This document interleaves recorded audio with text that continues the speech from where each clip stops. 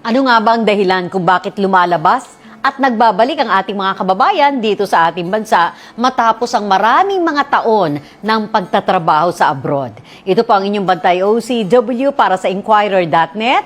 Ako po si Susan K. Bantay OCW. Bantay OCW. Yeah. Yeah. Alamin natin mula sa ating kabayan mula dito sa Santa Cruz, Davao del Sur na si Chris Lumbayo. Bakit nga ba nagtagal siya sa abroad at anong dahilan kung bakit nagbalik naman siya sa ating bansa? Chris, welcome sa ating Bantay OCW. Magandang araw, Ma'am Susan, at magandang araw sa ating mga masugid na tagapakinig at tagapanood ng inyong programa. Oo, and welcome sa ating programa dahil matagal ka palang nag-abroad. Yes po, naging OFW ako for 10 years. No? 10 years? Ginugol ko yung oras, panahon sa pagtatrabaho. Dahil, syempre, kawalan ng trabaho sa ating bayan sa Pilipinas. Isa yun sa nagtutulak sa akin, kaya ako nag-abroad. Kasi kukunti lang ang opportunity na makapagtrabaho ka. Unlike, nung bago ako naging OFW, nagpunta muna ako ng Maynila para magtrabaho doon. At doon ko napagtanto na kukunti pa rin talaga yung kinikita ng mga Filipino dito sa ating bayan. Kaya trinay kong mag-apply abroad. So, hindi mo plinano yun na Hindi ko bata plinano. ka pa, gusto mo mag-abroad? Yes, Hindi. while nagtatrabaho ako, lakad-lakad ako doon sa may bandang Ermita, and then may nakita akong isang agencies. Try ako, anong meron? Bakit? So disgrasya lang? Yes. Tempo lang? Oo, ganon. Okay. And then yun, nagtanong ako, sabi niya, gusto mo bang mag-abroad? Sabi ko, bakit hindi? Kaya nag-pursue ako kasi may dala-dala akong mga documents galing dito sa Santa Cruz. Hinahanapan din ako ng passport. Ayun, kumuha ko agad ako. Kasi gusto ko talaga yung mabago naman kahit konti yung buhay. So, ang punta mo ng Manila, trabaho. Trabaho din. Trabaho, local employment doon. Yes. And then, hindi ka nakontento. Hindi, kasi sabi ko nga, kukunti lang yung kinikita. So, yun ang portion sa akin, kahirapan. 2015 yun, kung 10 Yes. years ago, no? Oo, and... 2009. ay, hindi. 2009. Yes. Kasi sabi mo, 10 years ka na Yeah. nandoon. So, hanggang 2019. Yes. So, bumalik ka, bago ang pandemic. Ano nangyari? Supposed to be, patapos na yung, yung visa ko. Pabalik na sana ako noon March 2020. March 16, nag-declare yung ating former president na magla-lockdown ng buong Pilipinas, buong mundo. Yun, naapektuhan ako. March 26 sana, balik sana ako ng abroad. So ayun, hindi na ako nakabalik, gawan nga nung... Stranded ka na? No, yes, Oo. na-stranded. Saan ka na-stranded? Hindi, Sa Manila? Dito na. Dito ka pa? Nakauwi muna ako dito sa so Santa Cruz. Okay, so nandito ka sa Davao. Oo. Hindi ka pa bumabalik ng Manila para hintayin yung travel mo Yes, pabalik pabalik. ng Saudi. Kasi kung babalik ka, magmamanila ka pa rin. Yes. Okay. So, asang-asa ka kung hindi nag-lockdown. Yes, opo. Aalis ka. Anong ginawa mo? Ayun, instead na malungkot, instead na mawala ng pag-asa, Oo. nag-pursue akong magtrabaho. Ang ginawa ko, nagbenta ako ng mga perishable goods. Okay. Para lang makasurvive nung pandemic time. Ma-deliver. Nagde-deliver Oo. ako kasi walang trabaho nun. Close yung mga factory, maliban sa Santa Cruz. Pero, nung time na yon, limited lang. Kaya yung ginawa ko, nagbenta ako ng mga perishable goods, deliveries, para makasurvive. Teka, sabi mo walang trabaho doon maliban sa Santa Cruz. Bakit? Kasi ang Santa Cruz noon, narinig ko na dati na si Mayor Junlao, ayaw niyang ipasarado yung mga factory sa buong Santa Cruz kasi gawan na iniisip niya yung kapakanan ng mga tao doon. Kaya nga, ayaw niya ipasara kasi mawawala ng trabaho at kinikita yung mga tao. Kaya patuloy pa rin yung operations ng mga factory sa Santa Cruz. Oh. Kaya bilib na bilib ako doon. Nakipagtulungan naman, nakipag-cooperate naman Yes. yung mga factories Yes. kay Mayor Lau noon, Opo. that time, nung COVID time. Yes po. So may mga kabuhayan kahit papano, Yes, may kahit trabaho ang papano po. tao. Pero ikaw wala kang trabaho. Wala akong trabaho noon nga. Kasi nga, OFW. Oo. Ginawa ko, yun na nga, nagbebenta ako ng mga perishable goods, yes, deliveries. Kaya, labas-pasok ako ng Davao del Sur, kahit Davao City napapasok ko. Kasi may gate pass ako, parang ganon, yung travel pass, yun. Pero Chris, magtatatlong taon yung Yes. pandemic. Yes po. Nung nagbabalik na, open na, nag-isip ka na bumalik ulit sa abroad? I was thinking about it, pero parang nawiwili na ako sa Pilipinas. Okay. Kasi nai-enjoy ko na yung trabaho ko. Na parang kikita naman ako. Tapos napag-isip ko na pumasok ako sa larangan ng media practitioner. Doon ako nakilala. Bago pa naman ako naging media practitioner, nagbablog din ako. Tapos, gumawa ako ng NGOs para sa mga katutubong Pilipino. Ano ba ang trabaho mo sa Saudi? Supervisor ng isang construction firm doon at naging batching plant operator din po. Oh, mataas na rango mo doon. Awa ng Supervisor Diyos. ka na. Opo. Oo, so talaga hindi ka na nagsumikap din o nagpursige Yes na po. bumalik. Opo. Kasi nag-e-enjoy ka na Yes dito. po. Kasi nga, sa abroad kasi mahirap ang buhay, malayo sa pamilya. Ang routine ng buhay mo doon is trabaho, bahay, tulog, trabaho, ganun lang. Parang namimiss mo yung mahal mo sa buhay. Masaya naman, pero malungkot dahil habang nandun ako sa abroad, yung mga magulang ko unti-unting humihina kasi gawan nga nun nagkasakit. Kaya napilitan na rin akong umuwi kasi nga wala na sila. So saan pa yung patutunguhan ko?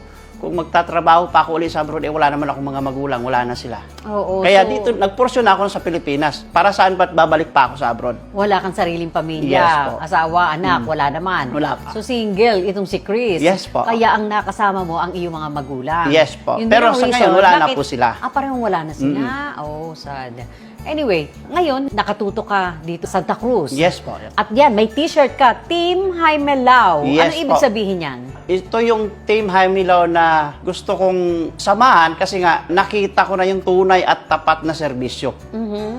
Nagkakilala. Tested na sila? Yes po. Kasi sa Team Jaime Lao, doon ko nakita na yung kanyang serbisyo ay para talaga sa bayan, para sa mga tao. Walang halong kaplastikan. Doon ko nakilala ang dating mayor na si Jun Lao na serbisyo para sa tao, de kalidad at tapat. Ito yung Batang Lao. Yes si po. Mayor June. Yes. Eh ngayon, sasamahan siya ng kanyang tatay. Yes, ito po yung pinakamaganda po, Ma'am Susan, ano? Si Sir Jaime Lao, Senior. senior, yes po. Unang kita ko pa sa kanya, parang ano ako sa kanya, yung nahihiya ako. Parang nakakatakot para sa akin lang po yun. Pero nung kinausap niya ako, nakakausap mo siya at nakakasalamuha mo. Wow, na-amaze ako. Very lucky person lang po talaga po siya. Parang hindi mo alam na yung iniisip mo na nahihiya ka, matatakot ka, hindi pala. Mabait pala siyang tao. At hindi mo alam na tumutulong yan sa Yeah, Bantay yes OCW. po, yes. Sa ating foundation para sa ating mga po. OFW. Doon ko po nalaman na marami na rin siyang natutulungan ng mga OFW na papauwi niya. Yun po, isa rin sa tumatak sa isip ko na pwede ito. Pwedeng magiging mayor ng bayan ng Santa Cruz. Paano kayo nabuo? Ito yung pinaka-exciting po, ma'am, no? Si former Mayor Jun Lao, tinawagan niya ako at kinausap niya kami, Chris, punta ka dito sa amin, usap tayo, tapos takbo tayo. Pero una, ma'am, nung tumakbo kami nung nakaraang eleksyon, hindi naman pinalad. Magkasama na kayo Yes ng previous po. election. Okay. Nagkasama na kami nung last election. Hindi pinalad. Pero wala akong doubt doon, hindi ako nagsisisi na natalo kami. Pero masaya ako dahil na-build namin yung relationship na hanggang ngayon ay pagpapatuloy pa din namin. Yung samahan na tunay Turn at into walang friendship. iwanang relationship na Oo. bilang magkaibigan. Oo. Parang pamilya na rin po. Okay, so sinabi mo yung build, no? Mukha yatang ang tinutumbok ninyo dito yung team builder kayo. Yes po. Kasi nasa construction Yes. company ka din sa Yes. Saudi. Yes Naglingkod po. ka doon for 10 years. Yes. And ang mga kasama mo, group of engineers. Yes po. Kaya po ako nainganyo rin sa grupong ito kasi sabi nga ng grupo namin is team builder. Ako naman po kasi gusto kong mabigyan ng magandang buhay, lalo na't ako isang katutubo bilang Bagobo Tagabawa. Purely Bagobo Tagabawa sa aming tribo. Marami kasing dinadanas na hirap ang katutubo namin. Hindi naman sa ibang aspeto, kundi katulad ng farm to market road. So, kailangan po ng grupo namin yun bilang isang team builder. Sa bundok po, talaga sa bayan ng Santa Cruz, marami pa rin mga community na hirap pa rin sa kanilang buhay, lalo-lalo yung mga farmers doon, hirap na hirap silang ipalabas yung kanilang mga produkto. Kaya sa Team Lao, kampante at kumbinsido po ako na mangyayari't mangyayari. Hindi ka nagdalawang isip? Hindi po ako nagdalawang isip na sumama dito uli. Anong direksyon ng Team Lao? Ang direksyon ng Team Lao para sa akin po, Ma'am Susan, is good governance, transparency. Gaano kahalaga yan sa panahon ngayon? Mahalaga po ito, Ma'am Susan, kasi iba po yung talagang nagseservisyo ka ng tapat Iba po yung may nakita ka na. Naging councilor pa man dati si former mayor, naging vice mayor, at naging mayor na. Marami na siyang nagawa na mga infrastructure para sa mga katutubo. May isang komunidad na sulok sa paanan ng Mount Apo doon. No? Isa sa mga matetestimony ko po, si former Mayor Junlao, ang daming mga kababayang katutubo na kailangan ng tulong. Lalo na yung mga electrification, kalsada. Si Mayor Junlao hindi nagdalawang isip tumulong doon. Kaya hinahanap-hanap sila ng taong bayan hanggang ngayon. Katulad nung isang lugar ng Mount Apo dyan sa Sibulan, no? Nakapagpatayo siya yung mga poste ng ilaw. Kaya yung lugar na yon ay nagkaroon ng ilaw sa pamamagitan ni Mayor Junlao. Ano yung mga nakikita mong problema ng inyong lugar dyan sa Santa Cruz na Marami natitiyak ka na kayang-kayang solusyonan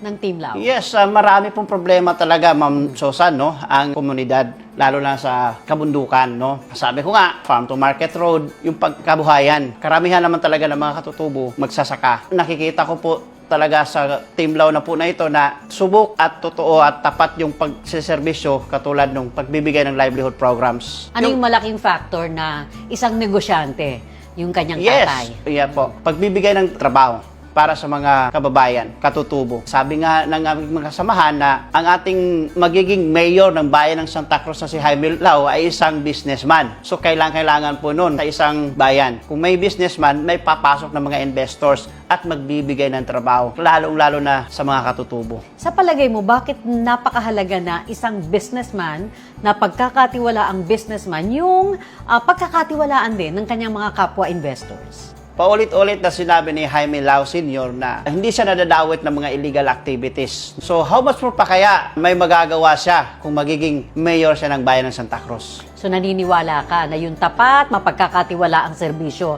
kayang ibigay ng Team Lao? Yes po, grupo ng Team Lao ay kaya namin may bibigay po yun. Ano yung pwedeng ambag ni Chris sa Team Lao? Ang may aambag po natin na Ma'am Susan, no, is yung serbisyong di kalidad, tapat at tunay. Paano mo masasabi ang dekalidad ang isang serbisyo? Katulad ng transparency po na serbisyo. Wala pong illegal activities. Kapag di kalidad, 100% po yung ibibigay at tunay at tapat na serbisyo po. Oo nga naman, syempre, yun sinasabing quality, no? Dekalidad na serbisyo para doon sa mga kabataan. Yes po. Na baka nagtatanong, what's dekalidad? Yes po. Yung mga English-speaking nating audience. Alright, naniniwala ka na diyan nagtatagumpay ang isang pamamahala? Yes po. Sa paniniwala pong yun, doon natin may papakita sa taong bayan na, ay, solid pala to, totoo. Tinitinan mo rin ba ang mag-amang Lao bilang mag-ama o isang pamilya? Yes po, nakita ko po sa kanila pamilya at mag-ama kasi very natural po silang dalawa. Talagang yung relasyon nila ay parang magkaibigan, yung turingan, nagtuturuan sila. At paano mo masasabi na magandang partner ito pagdating sa inyong bayan? Yan po yung pinakamaganda, Ma'am Susan, no, na father and son tandem. Kung ano po yung desisyon ng ama, hindi po yun ahadlangan ng kanyang anak. Paano kung desisyon ay mali? Siyempre, hindi po mangyayari yun po, Ma'am Susan. Yan. So, believe ka na hindi kayo ipapahamak Yes po. ng senior Lao. Yes po. Wala naman po talagang ama na ipapahamak yung kanyang mga anak. And ikaw naman, para sa'yo, si Ginoong Jun Lao, si Mayor, ay subok na rin. Yes po. Ano yung viewpoint ni Chris sa pagsiservisyo pagdating sa mga elderly or senior citizens? Para sa'yo, paano mo sila pagsisilbihan? Ayun po, Ma'am Susan, no, yung pinaka-the best na maiaambag po ni Chris para sa mga nakakatanda. Sabi nga ni Sir Jaime, ay dodoblehin pa niya.